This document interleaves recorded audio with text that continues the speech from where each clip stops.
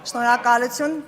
հարգարժան նախագահող, հարգելի գործընկերներ, խնդրում եմ թույլ տվեք շարունակել։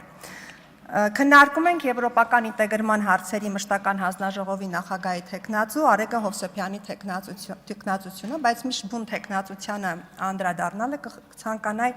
խոսել նաև մեզ ուղղված այն կեղծ օրակարգերի մեղադրանքի մասին, եւ դուք մեղադրում եք մեզ, լինելով ուղղակի դրա մասնագետը, գալիս եք այստեղ կանգնում եք լուրջ դեմքի արտահայտությամբ իրականության հետ որևէ աղերս չունեցող միտք եք արտաբերում, մի քանիսը թվարկեմ, վարչապետի նոր սահմանադրության վերաբերյալ հայտարարության ամսաթիվն էիք փոխում, Տիկին Գրիգորյան եկել եք այստեղից խոսում էիք բուհեր ընդունվող ուսանողների թվի անկման մասին, այնինչ ճիշտ հակառակ տենդենսն է, բուհեր ընդունվող ուսանողների թիվը աճում է։ Տիկին Հովսեփյան, ձեր հարցազրույցներից մեկում դուք հետևյալ միտքն եք հնչեցնում, որ գեթ 1 իշխանավոր չի հերքել այն փաստը, որ 300,000 ադրբեջանցիների վերաբնակեցման հարց բանակցություններում առկա չէ, այնինչ դա կեղծ թեզ է, քանի որ բազմիցս եւ վարչապետը եւ մյուս գործընկերները հերքել են ձեր լրատվական դաշտ նետած կեղծ թեզը։ Եվ հաջորդը, որը մի քանի գործընկերների կողմից է հնչեցվել, դա Եվրոպական միության հետ առևտրաշրջանառության անկման մասին կեղծ թեզն է, եւ պարոն Աբրահամյան, երբ դուք լրատվականներից մեկի հարցին հենց Եվրոպական ինտեգրման հարցերի մշտական հանձնաժողովի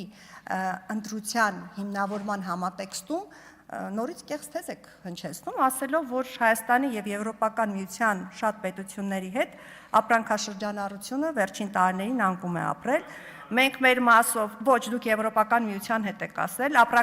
մենք մեր մասով հետևողական ենք լինելու, զարգացնել առաջին հերթին առևտրային հարաբերությունները եվրոպական երկրների հետ եւ հասնել այնպիսի ապրանքաշրջանառության, որպեսզի առաջիկայում Եվրոպական միության հետ հարաբերությունները զարգանան։ Պարոն Աբրահամյան, չի համապատասխանում իրականությանը ձեր այս միտքը, որովհետև 2025 թվականին Հայաստանի եւ ԵՄ երկրների միջև առևտրաշրջանառությունը կազմել է շուրջ 2.5 միլիարդ ԱՄՆ դոլար, 2024 թվականի համեմատ աճելով 7.2%-ով, իսկ 2000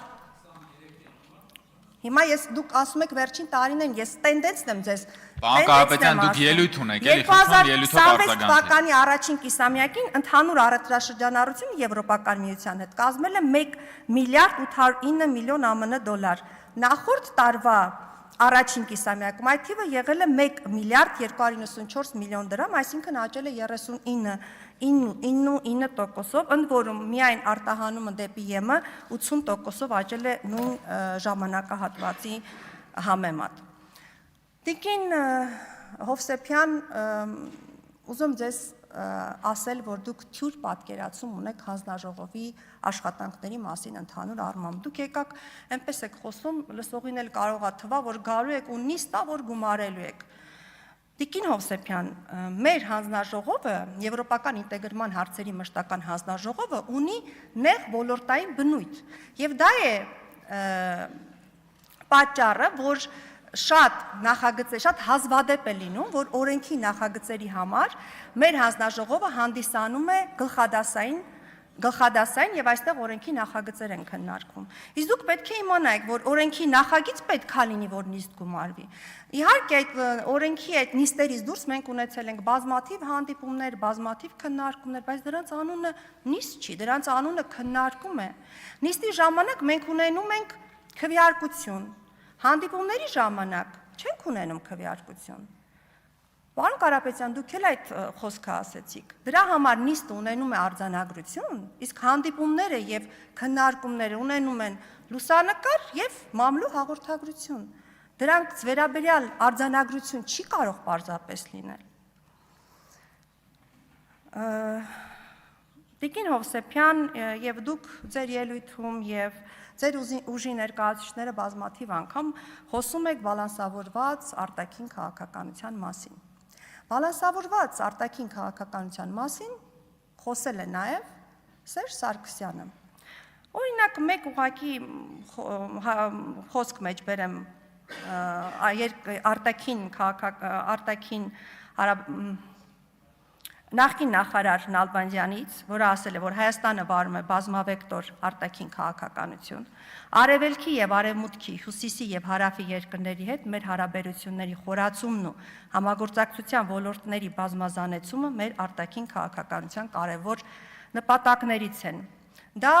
եղել է 2012 թվականի սեպտեմբերին, այնուհետև Հայաստանը գնում էր Եվրաինտեգրման ճանապարհով, քննարկվում էր ասոցիացիան համաձայնագրի ստորագրումը, բայց մենք գիտենք, թե ինչ տեղի ունեցավ 2013 թվականի սեպտեմբերի 3-ին, երբ նախագահ Սերժ Սարգսյանը հայտարարեց Մաքսային միությանը անդամակցելու որոշման մասին, ասոցիացիան համաձայնագրի կնքումը դարձավ անհնարին եւ վերջնականապես Հայաստանը հասցրեց մեկ երկրից ամբողջական կախվածության։ Այնուհետև էլի շարունակվեց խոսվել արտաքին քաղաքականության բազմավեկտորության մասին, հավասարակշռված արտաքին քաղաքականության մասին։ Դուք էլ 2026 թվականին նույն խոսքերն ա։ Մենք շարժվում ենք այն ուղղությամբ, որ Հայաստանի Հանրապետությունը լինի հավասարակշռված արտաքին քաղաքականություն։ Ցավով եմ նշում, բայց ես չեմ տեսնում տարբերություն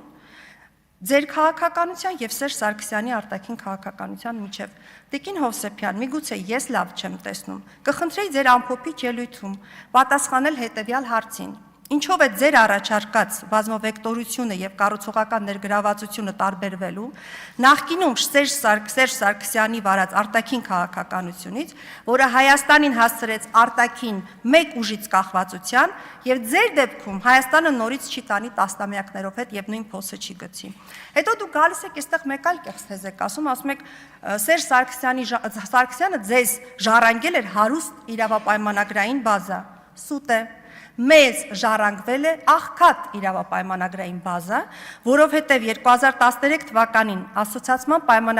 պայմանագրից հանվեց խորը եւ համապարփակ ազատ առևտրի համաձայնագիրը, DCFTA-ը, եւ մեզ մնաց ընդամենը SEPA-ն։ Եվ մի կարևոր հարց, դուք որևէ հարցի չկարողացաք կոնկրետ պատասխան տալ։ Ես օրինակ չիմացա, թե ինչպես է որն է ձեր վերաբերմունքը Եվրոպական միության առաքելության տեղակայման վերաբերյալ եւ մի բան էլ ես այնպիսի տպավորություն ունեմ, որ դուք պարզապես չեք դուք այն օրենքը, որը մեր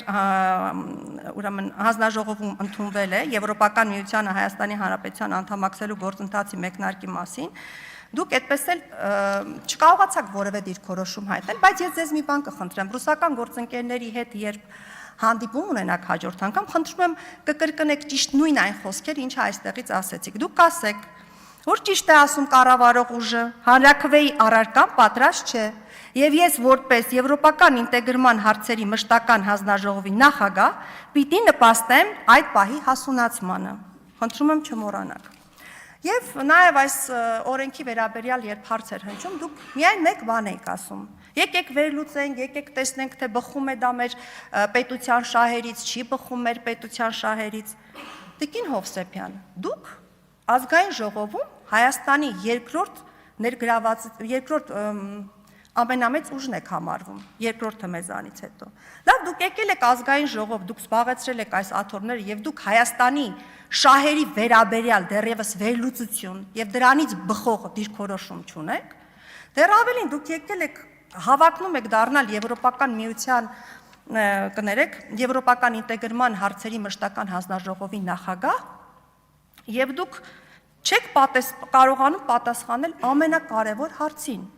Երբ պահը հասունանա, երբ հանրաքվե անցկացվի, դուք հանրաքվեի դեպքում Եվրոպական միության անդամակցությանը կողմ եք լինելու, թե դեմ եք լինելու։ Այսքանը շնորհակալություն։ Հավանիչ տեսանյութը եւ բաժանորդագրվիչ նորությունները բաց չթողնելու համար։